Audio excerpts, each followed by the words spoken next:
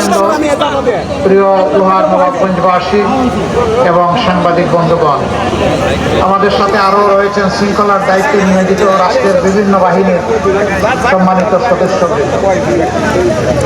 আজকে নির্বাচনী প্রচারণার শেষ দিন বা শেষ রাত করতে পারেন এবং আনুষ্ঠানিক প্রচারণায় সব কিছু মারিয়ে খুব ভালোবাসি। এ জায়গায় আসতে আমার 2.5 ঘন্টা সময় লেগেছে, আবার যাওয়ার সময় আশা করি 2-2.5 ঘন্টা লাগবে, কিন্তু এই সময়টা আমি আমার নিজের জন্য কর্তব্য বলে মনে করেছি। জিজ্ঞেস করবেন কেন? উত্তর খুবই সিম্পল। তিনি বিলাতের মাটিতে বিলাসবহুল জীবনযাপন করতে পারতেন, সেখানকার একজন সুনামধন্য আইনজীবী তিনি, তার যথারীতি সেখানে প্র্যাকটিস ছিল, কিন্তু তুমি এই মাটির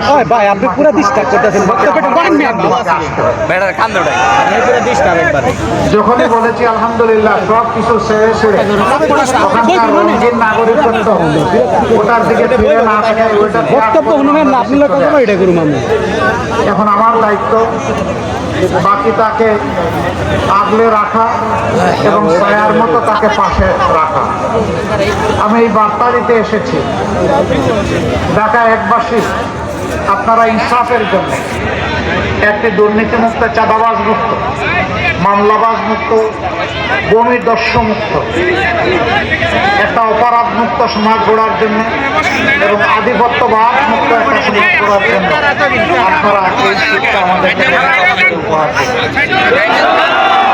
আপনারা যদি এই সিটটা উপহার দেন তাহলে আমি ধরে নিব যে বাংলাদেশের সবাই আমাদেরকে সিট উপহার দেন, কারণ একটা কথা আছে, ভালো যার সব ভালো। এটি যেহেতু আমার শেষ নির্বাচনী জনসভা, আপনাদের কাছে আমি আবেদনটা রেখে গেলাম। বিনিময়ে কি হবে? কোনো বিনিময়ে আমি দিতে পারবো না, কিন্তু কথা দিয়ে যাচ্ছি আপনারা ব্যারিস্টার নজরুল ইসলামকে সংসদে পাঠান।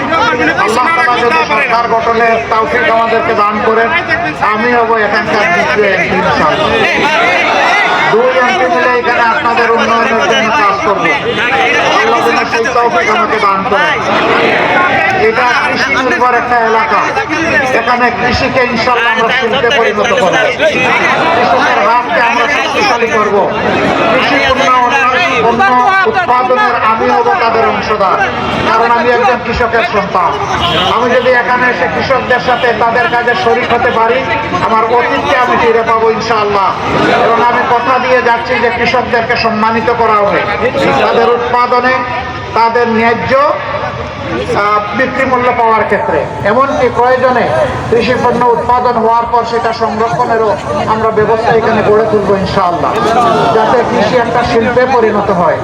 পুরোনো ধাঁচের কৃষি থেকে বের করে এনে আপনাদের হাতে আমরা আধুনিক প্রযুক্তি ইনশাআল্লাহ তুলে দেব, তাতে উৎপাদন হবে বেশি, খরচ পড়বে কম, কৃষকরা হবেন লাভবান, ভোক্তারাও হবে লাভবান, আমাদের দেশ হবে খাদ্য স্বয়ংসম্পূর্ণ। আমরা আমাদের দেশকে সেভাবেই গড়ে তুলতে চাই।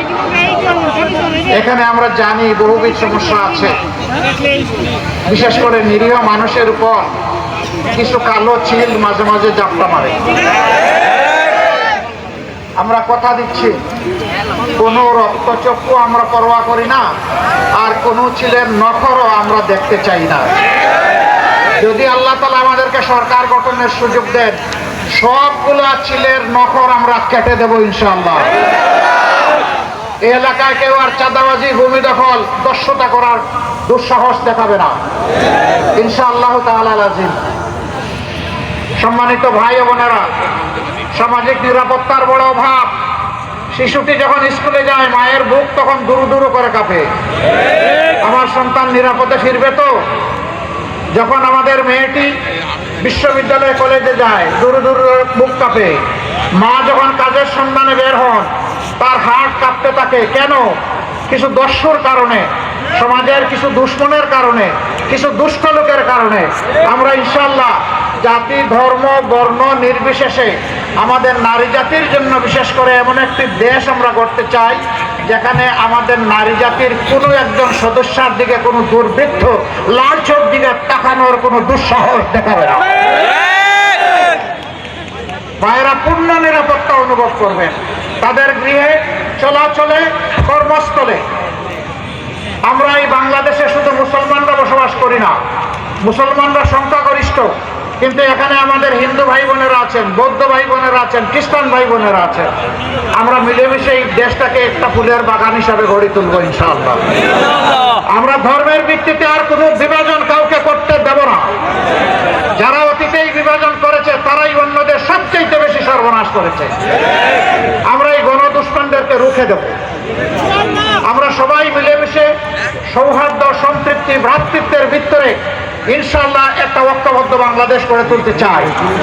এই বাংলাদেশকে আর কাউকে বিভক্ত করতে দেওয়া হবে না ইনশাআল্লাহ। ঢাকা একবাসী এখানে যখন মাঝে মাঝে আসি মনে হয় এটা ঢাকা নয়, এটা ঢাকার সৎমা অথবা সৎ মায়ের সন্তান, অবহেলিত, উপেক্ষিত। আমাদের অঙ্গীকার, যে এলাকা যত বেশি অবহেলিত আল্লাহ তাআলা আমাদেরকে শক্তি দিলে সেই এলাকা থেকেই আমাদের উন্নয়নের কাজ শুরু হবে। এটি তাদের প্রতি দয়া নয়, এটি তাদের বঞ্চনার কম্পেনসেশন, ক্ষতিপূরণ। এই ক্ষতিপূরণ আগে দিতে হবে, তারপরে অন্যদের সাথে তাল মিলে তারা চলবে ইনশাআল্লাহ। এবং বাংলাদেশের 56,000 বর্গ মাইলের 1 ইঞ্চি জমির উপর আমরা বেইনসাফি করব না, বেইনসাফি কাউকে করতেও দেব না। আপনারা আমাদের উপর আস্থা রাখতে পারেন। আমাদের নেতৃবৃন্দ যারা দুনিয়া ছেড়ে শহীদ হয়ে চলে গেছেন, দেশ এবং জাতির খেদমত করা ছিল তাদের অপরাধ, সেই অপরাধে তারা দণ্ডিত হয়েছেন। এই জন্যেই হাসি মুখে ফাঁসির তক্তার উপর তারা দাঁড়াতে সৎসাহস করেছিলেন, কারণ তারা জানতেন দেশপ্রেমের কারণেই তাদেরকে খুন করা হচ্ছে। ভাই ও বোনেরা, সেই আস্থাটুকু আপনারা রাখেন। আমরা ইনশাল্লাহ আপনাদের আস্থার প্রতিদান দেব।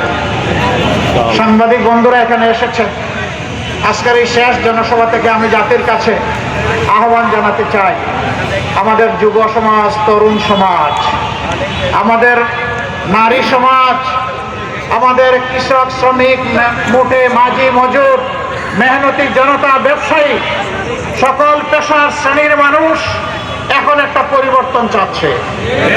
করোনা বন্দোবস্তের ওই রাজনীতি আর পছন্দ করে না। বিশেষ করে জুলাই যোদ্ধারা পুরানো রাজনীতিকে টিকিয়ে রাখার জন্য, জীবন দেওয়ার জন্য তারা যুদ্ধ করে নাই, তারা করেছে ওই রাজনীতির কবর রচনা করার জন্য। আমরা প্রতিজ্ঞাবদ্ধ, আমরা আমাদের জুলাই সেই সমস্ত শহীদ এবং যোদ্ধাদের আকাঙ্ক্ষা পূরণ করব ইনশাআল্লাহ।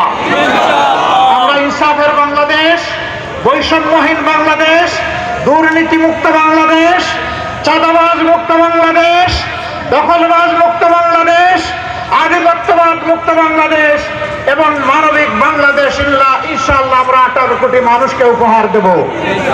আজকে আবারও আমি একদম স্পষ্টভাবে বলে যাচ্ছি, আমি জামাতে ইসলামের বিজয় চাই না, আমি 18 কোটি মানুষের বিজয় চাই। 18 কোটি মানুষের সরকার চাই, কোন পরিবার, গোষ্ঠী, কোন দলের সরকার চাই না। এই সরকার হবে জনতার সরকার।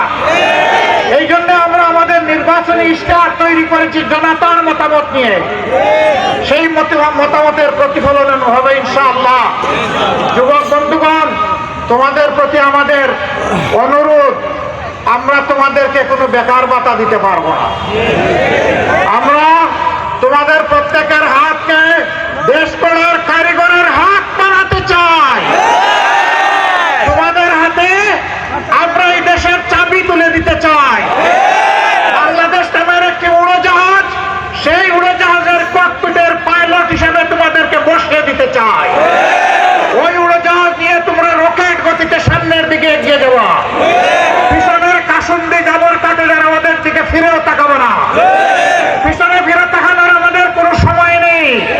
54 বছর আমরা নষ্ট করে ফেলেছি, আমাদের সম্পদ লুণ্ঠন করে, চুরি করে, বিদেশে পাচার করা হয়েছে। আমরা কথা দিচ্ছি, আল্লাহ আমাদেরকে সরকার গঠনের সুযোগ দিলে ওই লুণ্ঠনকারীদের মুখের ভিতর দিয়ে পেটে হাত ঢুকিয়ে তোমাদের সম্পদ আমরা দেশে ফিরিয়ে আনবো ইনশাআল্লাহ। এবং সেই সম্পদ রাষ্ট্রীয় কোষাগারে জমা হবে। সেই সম্পদ দিয়ে যুব উন্নয়ন হবে, তরুণ তরুণীদের উন্নয়ন হবে, তাদের হাতে নৈতিক এবং তাদের হাতে দুনিয়ার সর্বাধুনিক শিক্ষা তুলে দেওয়া হবে। তখন আর বেকারের মিছিল বাড়বে না। এরা হবে ওই সমাজের সর্বশ্রেষ্ঠ মানুষগুলো।